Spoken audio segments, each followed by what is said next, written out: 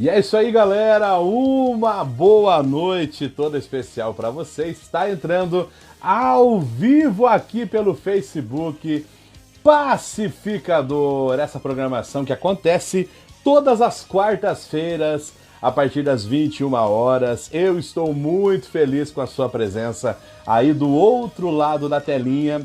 Você que está assistindo o Pacificador agora ao vivo, ou quem sabe está assistindo essa programação pelo meu canal do YouTube, posterior ao dia que foi feita essa live. Eu tenho certeza que Deus tem algo especial para o seu coração. Seja muito bem-vindo a essa programação maluca de quarta-feira. Eu tenho certeza que Deus tem uma palavra reta, uma palavra abençoada, objetiva ao seu coração nessa noite de quarta-feira. O título de hoje, o tema de hoje do que nós vamos conversar é realmente isso que você leu aí no Facebook. O cara que se jogou na frente do caminhão. Bem guarapuavano falando, né? E pensando, lembrando desse fato, disso que aconteceu, me veio um texto no meu coração, que está um texto muito conhecido, com certeza, de vocês. Esse texto ele está em Ezequiel capítulo 2, e eu quero ler com você rapidinho, e já vou contar a história do cara que se jogou na frente do caminhão.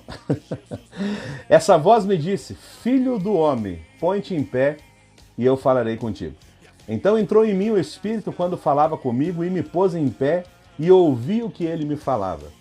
E ele me disse: filho do homem, eu te envio aos filhos de Israel, as nações rebeldes que se insurgiram contra mim, se rebelaram contra mim.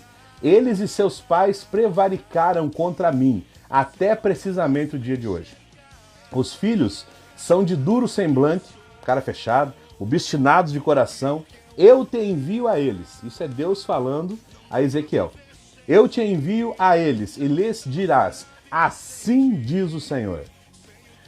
Eles quer ouçam ou quer deixem de ouvir, porque são casa rebelde. Hão de saber que esteve no meio deles um profeta. Tu, filho do homem, não os temas, nem temas as suas palavras, ainda que haja sarças e espinhos para contigo, e tu habites com escorpiões. Não temas as suas palavras, nem te assustes com o rosto deles, porque eles são casa rebelde. Mas tu lhes dirás as minhas palavras, quer ouçam, quer deixem de ouvir, pois são rebeldes. Esse foi o chamado de Ezequiel, e esse texto, para mim, eu nunca preguei sobre esse texto, nunca falei sobre esse texto, e hoje ele tem um tom assim especial nessa noite, porque quando eu tinha os meus 17 anos por aí, 16, 17 anos, eu tive uma conselheira de jovens que foi uma bênção na minha vida, uma mulher de Deus, que me ajudou muito. Eu cresci muito com Deus, com os conselhos, as horas, os ouvidos atentos, escutando as minhas agruras de adolescente, de jovem. E hoje ela é pastora, casada com meu amigo, pastor Emerson, lá em Rio Grande do Sul, a Cris. E essa mulher de Deus, ela me ajudou muito. E eu lembro que uma vez nós estávamos orando e ela falou assim: Robson, você já sabe qual é o seu chamado? E eu disse para ela: mas olha, sério, nunca pensei sobre isso. Sempre que me vem a mão para fazer, eu faço para Deus, seja cantar, seja o que for, né? Liderar jovens, desde cedo eu sempre trabalhei na igreja com isso. E ela falou para mim: então hoje nós vamos descobrir o que Deus tem, qual é o seu chamado, o que Deus tem para sua vida. Cara, que forte lembrar disso hoje, é emocionante lembrar. Isso foi em 2004, por aí, 2003, pra vocês terem uma ideia. Tinha os meus 16 anos por aí. E eu lembro que eu peguei e falei: então tá bom, né? Vamos descobrir qual é o meu chamado. É a questão que muitas pessoas aí, né, tentam e dialogam e questionam sobre isso, né? E eu fiquei todo eufórico, falei: como é que ela vai descobrir qual é o meu chamado, né? Fiquei pensando. É que essa mulher vai falar: Deus, conta pra nós aí, qual que é o chamado do Robson? E nós fomos à igreja, o culto, chegamos na casa dela, a gente jantou com os jovens que estavam lá e tal, a família dela. Aí ela falou assim: vamos tirar um momento de oração e Deus vai falar conosco. Ali, eu lembro que nós dobramos os joelhos, vai um grande abraço para a Cris, amo de coração, minha irmãzona mesmo, amigona, o Emerson, seus filhos queridos. E nós tiramos alguns momentos de oração ali no sofá, de joelho. E eu lembro que alguns minutos depois ela parou a oração, nós terminamos, ela pegou a Bíblia Sagrada e ela abriu a Bíblia. Isso não era um costume dela de fazer isso, né? Não que isso seja um ritual também, mas ela abriu a Bíblia, e a Bíblia, quando ela abriu, né, dos 66 livros que a Bíblia possui, ela abriu em Ezequiel capítulo 2. Aí ela começou a ler para mim: Robson, esse é o chamado que Deus tem para você. Eu me emociono de lembrar disso, gente, porque tudo quando envolve Deus na nossa vida é uma questão de fé, entendeu? Quando envolve Deus, é uma questão de você acreditar, de você realmente acreditar que Deus pode fazer aquilo por você. E melhor ainda, maior que isso, você acreditar que Deus pode usar a sua vida para fazer a vontade dele, grandes coisas ele fazer através de você nessa terra, na sua família, no meio dos seus amigos. E eu lembro que eu estava muito curioso, adolescente, falei: meu Deus, qual é o meu chamado? O que o Senhor tem comigo? O que o Senhor quer de mim, né? E ela abriu a Bíblia nesse versículo e ela leu: esta voz me disse, filho do homem, põe-te em pé e falarei contigo. Nossa, eu me lembro como se fosse hoje, quando aconteceu isso. Então entrou em mim o Espírito de Deus, quando falava comigo, e me pôs de pé e ouvi o que me falava. Eu entendi que esse versículo para mim significou posicionamento. Eu sempre estive na igreja, sempre trabalhei até os meus 16 anos, mas eu não estava na posição exata, sabe? Sabe aquela posição que você vai conseguir produzir muito mais para o reino de Deus? E quando eu li esse versículo que ela leu para mim, então entrou em mim o Espírito Santo e falou: põe-te em pé que eu falarei contigo. E eu me posicionei para ouvir o que Deus tinha para minha vida e para o meu futuro, que era algo tão importante. E ele me disse: filho do homem, eu te envio aos filhos de Israel, as nações rebeldes. Os que se insurgiram, se rebelaram contra mim. Deus falando a Ezequiel.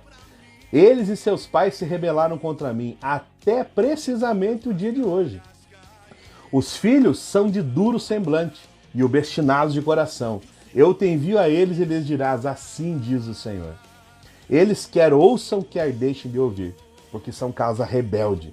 Hão de saber que esteve no meio deles um profeta. Ah, meu Deus. Tu, ó filho do homem, não temas, nem temam as suas palavras, ainda que haja sarças e espinhos para contigo, e tu habites com escorpiões.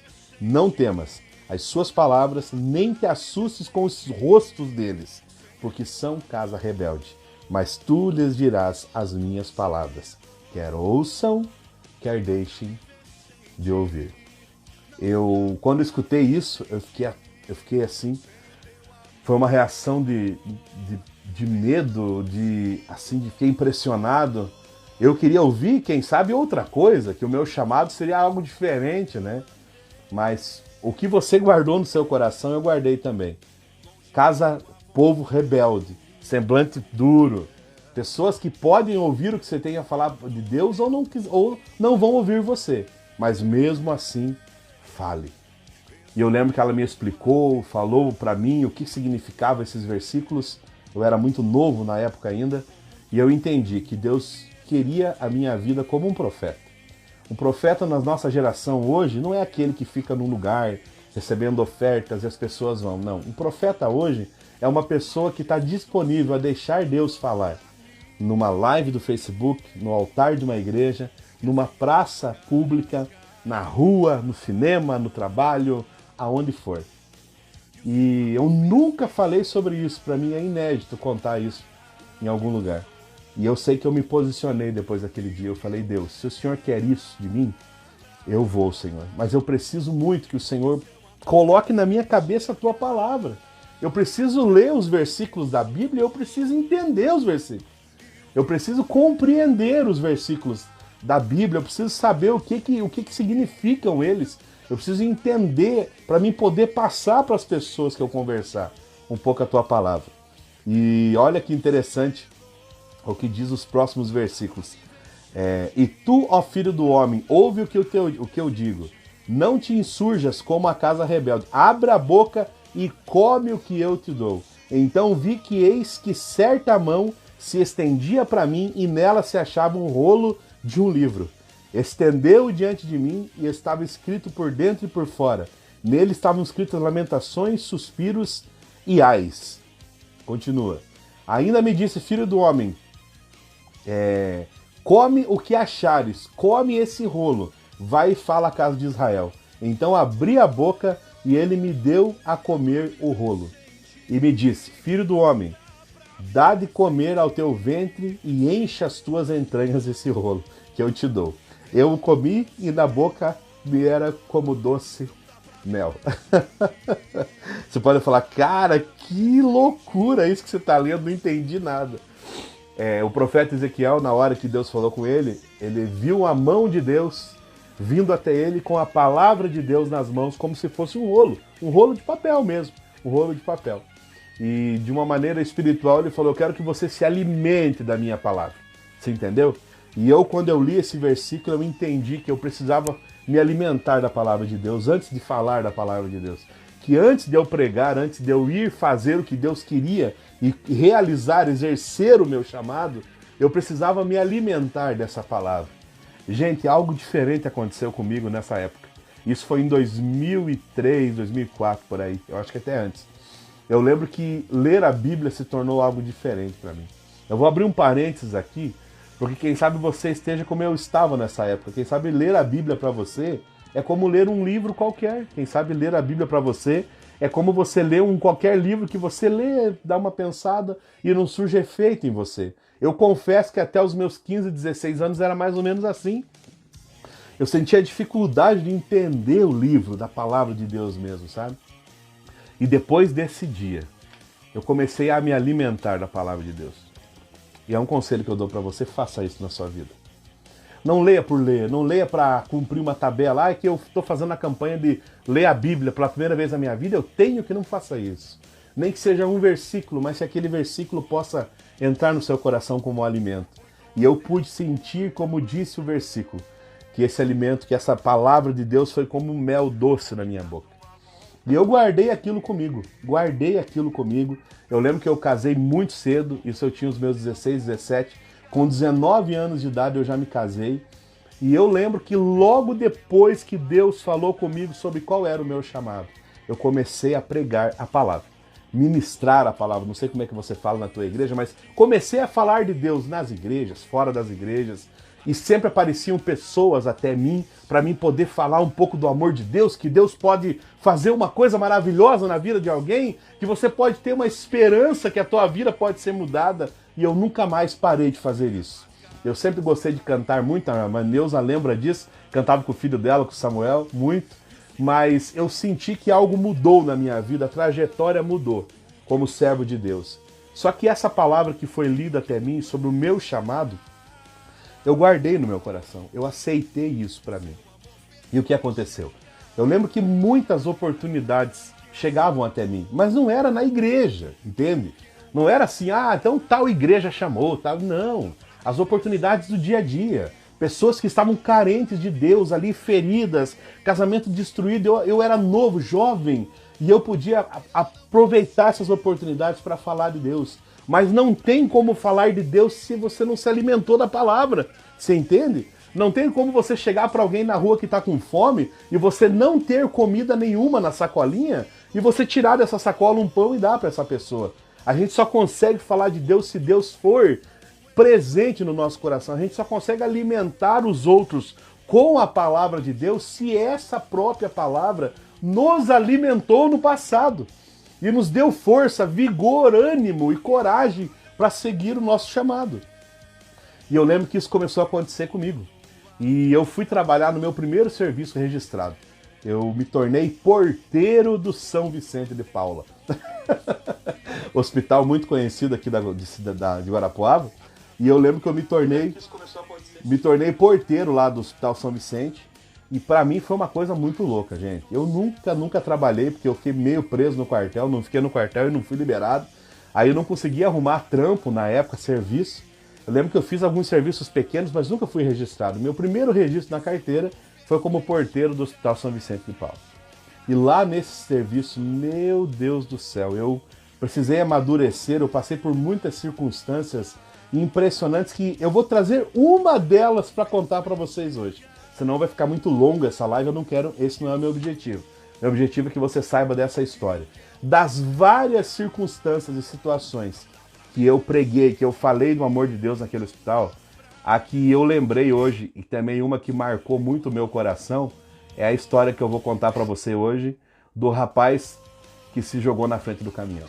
Eu lembro que eu, como era porteiro, eu ficava sabendo de todo mundo que entrava no hospital. Toda a galera que entrava, todos os pacientes que entravam, por quê? Porque era eu que cuidava das entradas das visitas, dos acompanhantes dos quartos, então era minha responsabilidade saber que nos quartos que poderiam ter acompanhantes tinham, nos quartos que não poderiam, eu estar sabendo que não tinha ninguém, nos quartos de isolamento, então eu trabalhava com a parte de organização ali do hospital e também a parte da entrada de visitantes, controlava a entrada, e fora o serviço de Severino, né? Você tem que saber de tudo. Chega o médico perguntando do fulano lá, você tem que saber se passou ou não. Essa era a minha função no Hospital São Vicente. Eu entrei trabalhar lá em 2004, pra vocês terem uma ideia, 2004. Aí, eu lembro que de várias coisas que eu poderia contar, eu quero contar essa só. Um dia, a polícia chegou, a maca, um rapaz numa maca, deitado, inconsciente, todo enfaixado, ensanguentado, e a polícia militar chegou junto, 2 policiais com esse rapaz, da ambulância, levaram diretamente o rapaz pro raio-x, e eu era muito curioso, né, novo, só até hoje eu sou um pouco, imagina quando eu tinha meus 19 anos, né. Aí eu fiquei curioso em saber o que aconteceu, né, já levaram o rapaz para cima, no segundo andar, e deixaram ele no quarto, e eu passei para fazer a minha ronda do final da tarde, e tava policiais na porta do quarto. Aí lá, o Hospital São Vicente é um hospital de caridade, é um hospital que tem freiras. E sempre tinha 2 freiras que andavam lá dentro do hospital como pessoas que ajudam na administração. Aí eu chamei a freira, a gente chama elas de irmã, né? Falei, irmã, tudo bem? Boa tarde. Ela, boa tarde. Eu falei, ué, o que aconteceu com esse rapaz que chegou com a polícia? Aí ela falou, esse bandido aí, esse bandido roubou o mercado. Eu falei, ah, nossa, ele roubou, mas o que aconteceu? Ele roubou o mercado e se jogou na frente de um caminhão depois. Aí eu fiquei impressionado com a história de como tinha os policiais na porta, não dava para entrar, enfim, desci pro meu setor de trabalho novamente. E eu lembro que lá eu fiquei muito curioso, sabe, em conversar com esse rapaz, em saber um pouquinho da história dele, o que tinha acontecido, né? E na primeira oportunidade que eu tive, antes de bater o meu ponto e ir embora, eu subi no segundo andar, ali na parte clínica, e eu vi que os policiais não estavam mais na porta do quarto. Tava só ele. Eu entrei com a minha prancheta, né? Entrei dentro do quarto, tinha ele na cama, todo enfaixado, igual a múmia, tudo enfaixado, e um outro rapaz na cama do lado com um semblante meio assustado, assim, sabe? Aí eu cheguei, boa tarde, ele não me respondeu, o rapaz do lado respondeu, né? Aí quis puxar um pouco de assunto, não me deram muita bola. Aí eu olhei pro rapaz que tinha se jogado na frente do caminhão, né? Tentado se matar, né? Eu falei, opa, e daí, rapaz? Me diga, que você fez? Por que você fez isso? Pergunta, né? É a mesma coisa alguém que cai um tombo, né, Thiago? Se machuca, você fala, machucou? Eu não tinha assunto pra começar a falar com o homem. Eu falei, ué, mas por que você fez isso, cara? Aí ele olhou bem bravo pra mim, assim, e falou, tentei me matar. E nisso o rapaz do lado ficou muito assustado com a resposta dele. Você vai saber quem que tá do teu lado, né? No quarto do hospital deve dar um medo na pessoa, né? E eu vi que o rapaz ficou meio assustado. Eu apaziguei e falei, não, tudo bem, cara, beleza. Se você quiser conversar, a gente tá por aí, mas fique tranquilo, né? O hospital vai cuidar bem de você e tal. E beleza, ele não quis conversar. Eu retornei pra recepção, onde eu ficava lá na porta, como porteiro. Bati meu ponto e vim embora, tá? Beleza. No outro dia, eu fui conversar com esse rapaz. Eu cheguei lá porque eu tinha que passar no quarto 1, 2 vezes. Aí eu passei no quarto mais uma vez. Eu vi que ele estava mais tranquilo, assim, com aquela cara menos assustada. Ainda todo enfaixado, ele não podia nem se mexer na cama. Gente, ele se jogou na frente de um caminhão. Imagina essa história. Ele roubou o mercado, aí ele ficou desesperado, foi o que eu tinha escutado. Ele disse que se jogou na frente de um caminhão ali perto do charquinho. Aí eu insisti.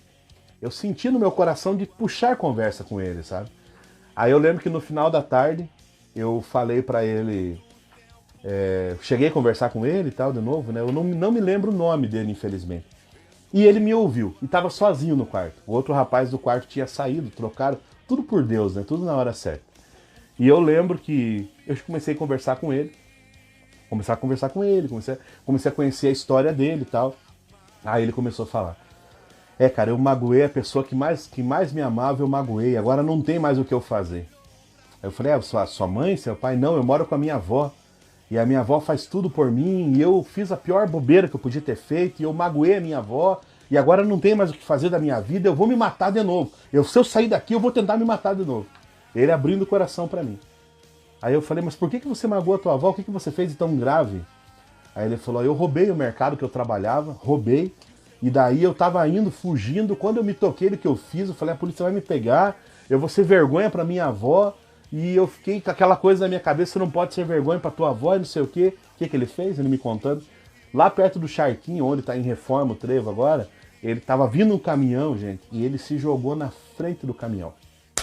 O caminhão bateu, jogou ele longe, a ambulância pegou, levou pro São Vicente, né? E ele contando pra mim, eu falei, meu Deus, cara, você se jogou na frente de um caminhão e você tá vivo, homem. Que loucura! Só que ele estava muito nervoso, entristecido, e ele falou para mim. Ele falou, cara, não tem mais jeito para minha vida. Eu não vejo mais solução para mim, tudo tá errado. Eu magoei quem me amava, eu sou uma pessoa errada, olha o que eu fiz, eu perdi meu trabalho, não tem mais solução para mim. E eu lembro que eu estava ao lado dele, sentado, ele deitado na cama, todo enfaixado, com muita dor, né? E eu comecei a falar para ele que tinha solução. E eu guardei no meu coração o texto que eu li no começo aqui dessa noite, que esta era a minha missão aqui na Terra. Falar às pessoas querendo ouvir ou não querendo ouvir. Se elas estivessem ali, a minha missão, quando Deus me mandasse, era falar do amor dele, falar que tem jeito. Falar que existe solução, por mais para uma pessoa que se jogou na frente do caminhão, que roubou, né? E ele tinha muito medo de ser preso, envergonhar a avó dele. E eu fui conversando, a gente foi conversando, ele foi se abrindo o coração, fomos falando, ele começou a derramar lágrimas, ficou emocionado, chorou bastante. E eu pude dizer para ele, eu falei, cara, não pense desse jeito, nada acabou, você está vivo, você tem o dom maior que é o dom da vida. E você pode reescrever a sua história do jeito diferente, mas agora com a ajuda de Deus. Para que viver sozinho, sofrendo sozinho? Você pode ter a ajuda de Deus. E eu lembro que eu argumentei muito com ele sobre isso. Por fim, ele chorou bastante e já estava dando a minha hora de ir embora. Eu levantei e falei, cara, eu posso fazer uma oração por você? Você deixa eu fazer uma oração por você? Ele já, assim, emocionado, falou, pode orar por mim, sim. Nós tínhamos conversado muito. Passei meu telefone para ele. Na época não tinha WhatsApp, era só por mensagem mesmo. Eu lembro que eu passei meu telefone para ele, meu nome certinho, e eu fiz uma oração por ele. Eu nunca vou me esquecer dessa hora. Eu lembro que eu pus as mãos assim, não encostei no corpo dele, mas pus as mãos em cima, ele estava deitado, e eu orei por ele. Orei pelo coração, pela vida, por tudo que tinha acontecido na história dele. Pedi para que Deus tivesse misericórdia, cuidasse dele, para que ele tivesse outra chance de ser feliz. Orei. Gente, eu nunca vi na minha vida alguém chorar daquele jeito. Olha, sinceramente, até aquelas crianças que choram, que parece que espirra a lágrima, né? Aquele rapaz chorou de um jeito que eu não sei explicar para vocês. Ele chorou, era um choro que saía calor, era um choro quente, sabe? E eu lembro que ele derramou lágrimas, sabe, a rodo, chorou um monte enquanto eu estava orando por ele. E eu orei, pedi para que Deus desse mais uma chance a ele, eu orei, pedi para Deus. Terminei a oração, ele estava chorando muito, ele enxugou as lágrimas. Ele pegou na minha mão e falou, cara, muito obrigado pelo que você fez por mim. Muito obrigado e tal. Agradeceu, né? Eu falei, fique tranquilo, que amanhã eu chego 7 horas da manhã e eu já passo aqui TV ver como é que você tá. Você vai estar melhor amanhã, fique tranquilo e tal. E ele não podia levantar da cama. E ele me agradeceu, ficou assim com o olho cheio d'água. Eu lembro que eu lembro muito bem. Eu cheguei assim, olhei para ele deitado da porta e falei, mano, então Deus abençoe, tá? Até amanhã. Amanhã às 7 horas eu tô aqui de volta. E fui, bati meu cartão e fui embora. No outro dia, 7 horas da manhã, eu era o porteiro, então eu tinha que estar cedo para trocar de turno com o outro porteiro da noite. Cheguei, bati o meu cartão, peguei minha prancheta e já subi rápido ver se estavam os acompanhantes dos quartos certinho, né? Se não tinha mais pessoas. E eu passei no primeiro andar. Quando eu cheguei no segundo andar, pasmem vocês, que eu subi a escada, eu olhei, ele estava de pé na porta do quarto, sem faixa, só com a roupa do hospital, tava com faixa na cabeça, no braço, nada, sem faixa nenhuma no corpo, só com aquela roupa do hospital, em pé na porta me esperando. Eu olhei, tomei até um susto, falei, rapaz do céu, mas você já tá de pé, já tá bom, como é que você tá? Aí eu cheguei perto dele, ele falou, cara, eu levantei bem hoje, eu pude levantar da cama, até o meu corpo tá melhor, eu tô melhor, eu preciso conversar com você, eu preciso te contar umas coisas. Aí eu falei, ô cara, com certeza, deixa só eu terminar de passar nos quartos, o segundo, no terceiro andar, pegar o relatório da UTI, e eu, na minha descida aqui da escada, eu já passo a conversar com você, e você já me conta o que você quer contar, então. E fiz isso. Continuei minhas visitas nos quartos, vendo se os acompanhantes estavam tudo certinho, subi no terceiro andar, fui pra UTI, desci da UTI. Quando eu desci no andar dele, que eu cheguei ansioso na porta, eu cheguei, ninguém. Entrei no quarto, a cama dele vazia, a cama do lado vazia, não tinha policial, não tinha ninguém. Aí eu fiquei perdido, a freira passando, falei, irmã, com licença. Dela, oi, eu falei, o rapaz aqui que tava no quarto tal, aqui, 216, ó, eu não esqueço nem o número do quarto. No 216, o que aconteceu? Ih, aquele bandido a polícia já levou embora. Eu falei, sério? A polícia levou de uma vez. Ela assim, brava, né? Eles sabiam que ele tinha roubado o mercado e tal. E ela saiu, eu fiquei olhando para a porta do quarto, assim. Falei, meu Deus, ele queria conversar comigo sobre alguma coisa. Ele queria ter falado alguma coisa a mais. E eu ia convidar ele nessa segunda conversa, se ele quisesse voltar para Deus, né? Voltar aos caminhos de Deus, ter uma comunhão restaurada em relação a ir numa igreja, congregar. Eu ia fazer esse convite para ele. E eu fiquei triste, falei, meu Deus, parece que a obra ficou incompleta, ele não tá, ele foi embora. E foi embora de um jeito tão triste, levado pela polícia, deve ter ido para a delegacia ser preso, né? E eu lembro que eu desci assim, muito entristecido, passei o dia inteiro pensando naquilo e fui embora. Aí quando eu cheguei em casa, eram quase 8 horas por aí, eu era líder de jovens da minha igreja, no Tancredo Neves, um bairro que hoje, eu não morava aqui, mas hoje eu moro nesse bairro. E eu era o líder de jovens do grupo de jovens ali da minha igreja. E eu lembro que eu desci num culto aleatório, acho que era uma quarta-feira, e eu cheguei nesse dia, não era culto de jovens, mas eu falei, eu vou na igreja. Vou na igreja, vou pedir oração pelo fulano. Hoje eu não lembro o nome dele, que faz muitos anos, mas eu lembro que eu falei, eu vou pedir oração por ele, por essa história, né? Aí eu cheguei na igreja, eu sempre cantava com o meu violão, quando me deram a oportunidade para cantar, eu falei. Contei essa história que eu contei para vocês até agora. De tudo que aconteceu, que ele tinha tentado se matar, né? Ele me contou que quando ele viu a bobeira que ele fez, ele se arrependeu e ele falou que não tinha mais solução, veio um caminhão, se jogou na frente do caminhão. Aí eu contei toda essa história para a igreja. E eu falei, né? Eu falei, vamos orar por esse cara, né? O nome dele é fulano de tal. E vamos orar para que Deus complete a obra na vida dele. Eu senti que parece que faltou alguma coisa. Mas a minha parte eu fiz, né? Eu falei de Deus, orei por ele e tal. E eu lembro que toda a igreja orou, o pessoal que estava na reunião, no culto, orou. E eu cantei aquela música e eu fui para minha casa e eu descansei meu coração. Porque eu tinha feito o que eu precisava ter feito, né? E aí, beleza. Passou-se muito tempo, gente. Em torno de uns 6 meses por aí. Eu lembro muito bem, nitidamente. Eram umas 6:30 da tarde, eu estava terminando meu plantão. Eu estava do lado de dentro do balcão, que esse horário é mais tranquilo no hospital, já saíram os visitantes, não tem muito movimento de médico, né? Fico até às 5 horas. E eu lembro que eu estava sentado no balcão, assim, e veio um rapaz. Chegou na porta com roupa de campo, roupa de chácara, aquela bota que o pessoal usa de borracha, uma roupa mais simples, roupa de quem trabalha na fazenda, assim. Chegou, boa tarde, eu falei, boa tarde, tudo bem? Ele, você que é o Robson? Eu falei, sim, sou eu mesmo. Aí ele pegou uma carta, escrita a próprio punho, assim, uma carta, e entregou pra mim. Falou, fulano de tal mandou entregar pra você. Quando ele falou o nome, eu já lembrei na hora do rapaz que tentou se matar, se jogando na frente do caminhão.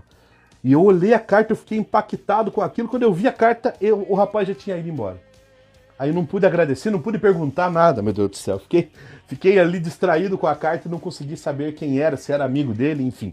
Tentei ler a carta, tocou o telefone. Atendi o telefone, a enfermeira disse, perguntando aquilo.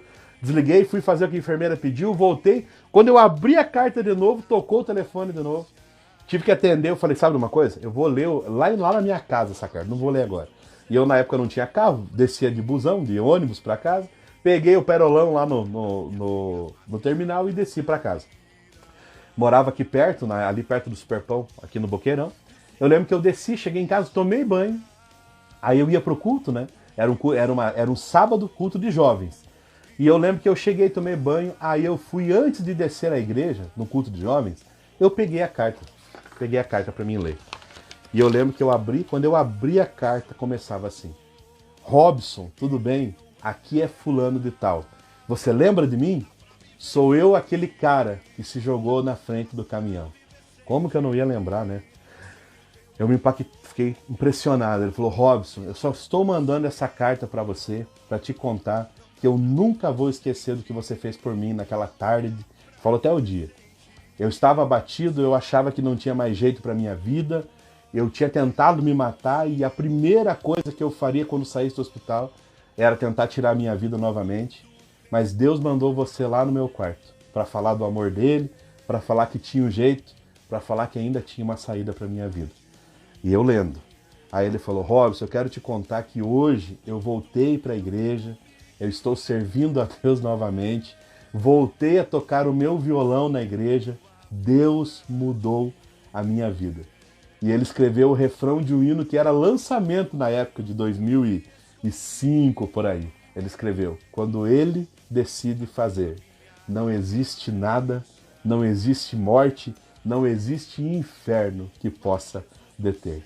Agradeceu pelo que eu tinha feito por ele e findou aquela carta, contando que tinha voltado para Deus e que a vida dele tinha sido restaurada. Gente, mas eu chorei lendo essa carta que vocês não têm uma ideia. Hoje, para a geração nova, né, que está me assistindo, leu uma carta. Isso era 2005, gente. As pessoas ainda mandavam cartas, não tinha SMS, não tinha WhatsApp na época, sabe? E eu li isso e eu chorei tanto, eu me senti assim. Eu lembrei muito do que Deus tinha falado comigo há uns poucos anos atrás, sobre qual era o meu chamado, eu pregar, eu ser um profeta dele para falar da verdade para as pessoas. E foi o que eu tinha feito na vida desse rapaz. E eu falei, contei, e tudo se encaixou. Eu falei: Deus, que coisa maravilhosa. Uma pessoa voltou para o Senhor, uma pessoa foi tocada por Deus, né? Estava contando na carta, não estava preso, tinha conseguido resolver os seus problemas com a justiça, já estava numa igreja tocando violão, cantando e com a vida transformada. Por causa daquela atitude que eu tive de ir até o quarto dele. Nessa mesma hora eu falei: meu Deus, eu tenho que ir para a igreja. Eu tenho que contar lá na igreja o que aconteceu. Eu fiquei eufórico. Na época minha esposa trabalhava de confeiteira no Extra, no Superpão. Ela chegava tarde em casa, umas 9h30, às vezes 9 horas.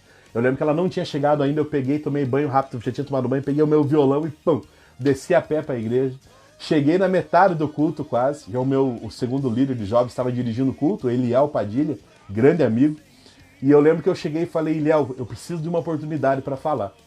Ele falou: beleza, tranquilo, já vou chamar você. Antes de finalizar o culto, eu lembro que ele falou: Robson, que quer ter uma oportunidade para falar. Pode vir, Robson. Eu escuto, prestem bem atenção agora, gente, nessa parte dessa história, desse testemunho que aconteceu comigo. Eu subi ali, peguei a oportunidade e falei: gente, alguém de vocês estava aqui naquela quarta-feira que eu contei há uns 6 meses atrás, de um rapaz que tentou se matar, que eu orei por ele no hospital? Vocês lembram disso? Algumas pessoas levantaram a mão.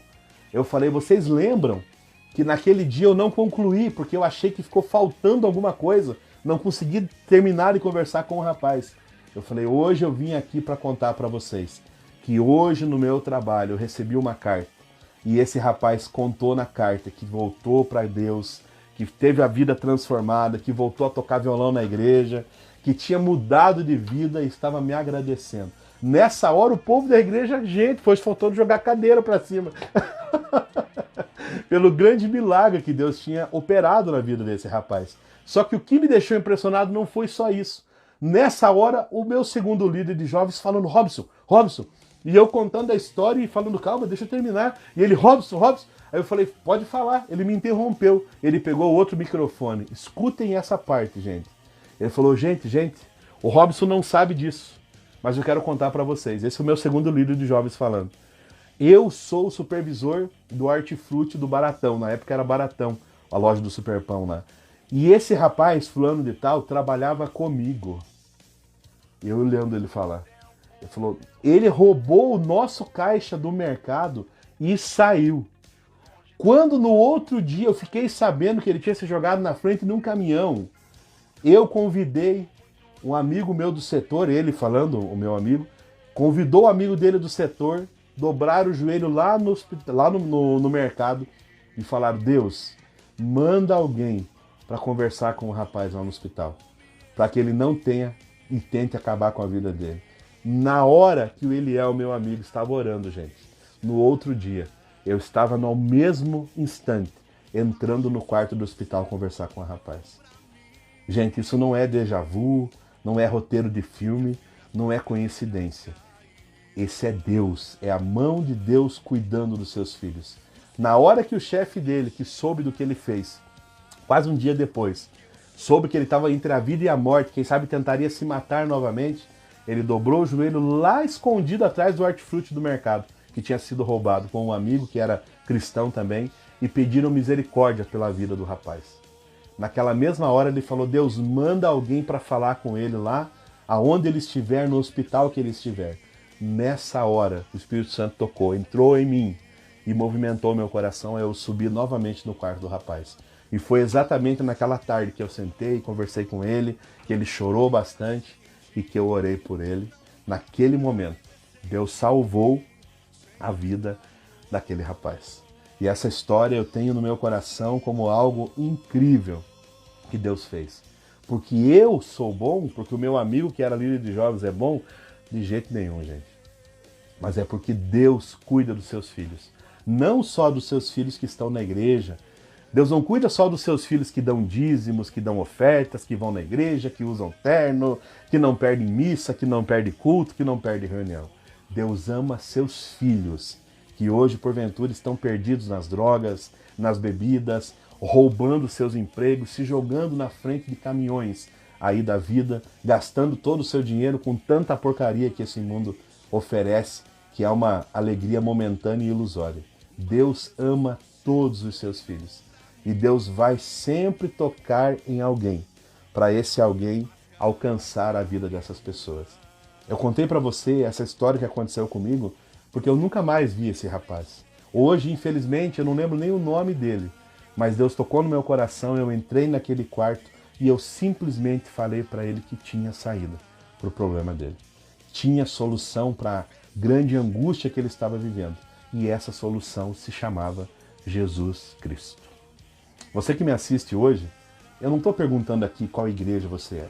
Eu não estou perguntando aqui no que você acredita.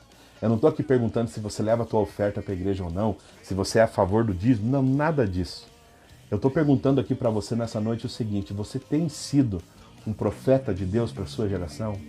Você tem sido alguém que Deus pode contar na hora que alguém está tentando tirar a sua vida do seu lado? Mas eu não conheço fulano, o que eu tenho a ver com ele? Não importa se você conhece, não conhece, não importa quem seja a pessoa, o status da pessoa, ou pior, o que a pessoa fez. Porque hoje é muito fácil julgar o bandido que roubou, que a polícia leve de uma vez. Não faça isso. Põe-te em pé, se posicione, que eu tenho certeza que Deus pode usar a sua vida. Sabe? Sendo você quem você é.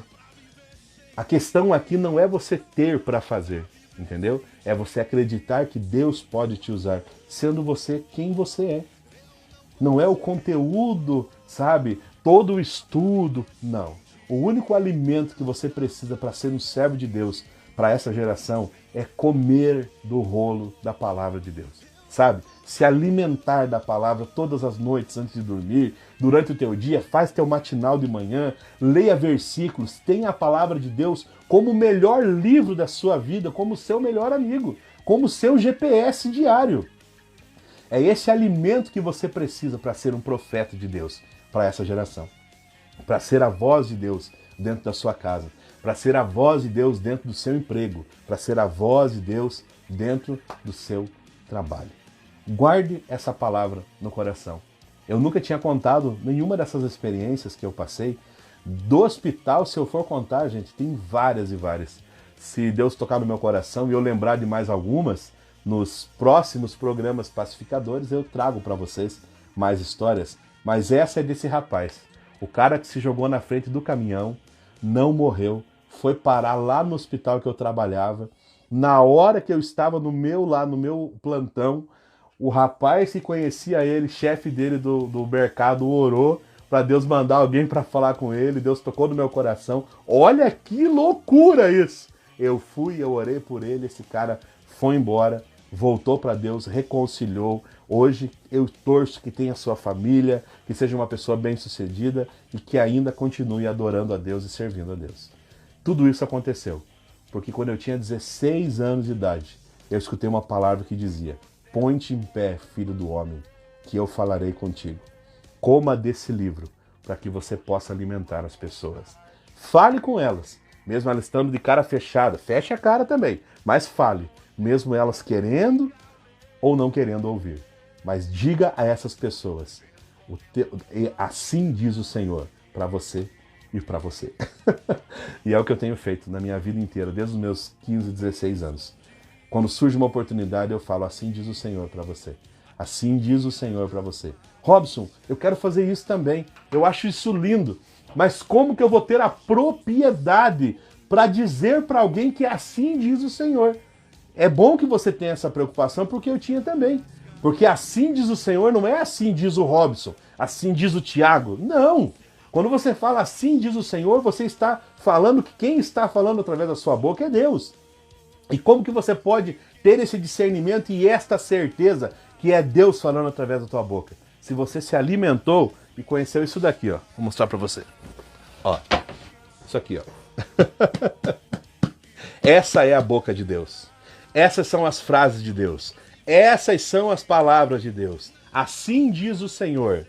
Quando você lê a palavra, você está dizendo o que Deus registrou nas Escrituras, nas histórias, nos tempos passados. Para falar de Deus, você precisa se alimentar da palavra. Para ser um profeta de Deus, você não precisa ter histórias incríveis, coisas impressionantes na sua vida. Não.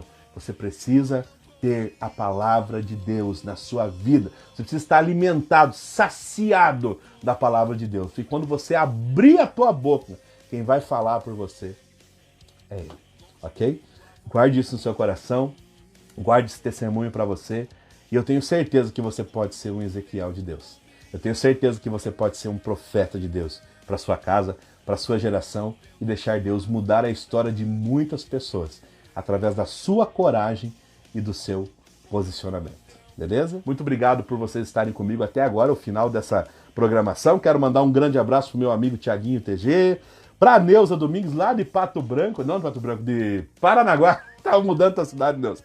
A Neuza lá de Paranaguá me assistindo, amém. Deus abençoe. A Caoto, Deus abençoe, Cá. Meu amigo Júnior Zulu também esteve na programação. Junião, Deus abençoe, Zulu. Pedala, Zulu. Deus abençoe, mano. Giovanni Ferreira, cara, Deus te abençoe. Um grande abraço para minha querida telespectadora Gi Lopes, que também está aqui comigo. Adri Pac Oliveira. A minha cunhada Isabel Amaral. Deus abençoe, Isabel. Lá de Palotina, assistindo o Pacificador. Também um grande abraço para minha querida Paula Isabelle Fernandes. Deus abençoe, Paulinha. Que bom que você esteve aqui comigo também. Gente, muito obrigado pelo seu carinho. Muito obrigado pela sua audiência. Se você chegou agora, fique sabendo. O Pacificador vai continuar ali na minha timeline, lá no Facebook. E eu vou postar daqui a pouquinho ele lá no YouTube também. Então vai estar disponível hoje a noite toda, todo esse testemunho do cara que se jogou na frente do caminhão. Será que morreu? Será que tá vivo? O que será que aconteceu com ele? Se você não assistiu a programação, chegou agora no final, não perca tempo, vai continuar no meu Facebook e daqui a pouquinho eu já vou postar lá no meu YouTube também, Robson Freitas, e você pode assistir novamente e descobrir o que aconteceu com o rapaz que se jogou na frente do caminhão, tá bom? Gente, Deus abençoe, ó, beijão no coração de vocês. Lembrando que essa programação acontece todas as quartas-feiras, a partir das 21 horas, aqui no meu Facebook, Robson Freitas, ok? Deus abençoe vocês e até sexta, hein? Sexta-feira, 8h30, Live O Vendedor, conto contigo. Grande abraço, um excelente restante de semana pra vocês. Deus abençoe, gente! Tchau, tchau! Longe da tua vontade.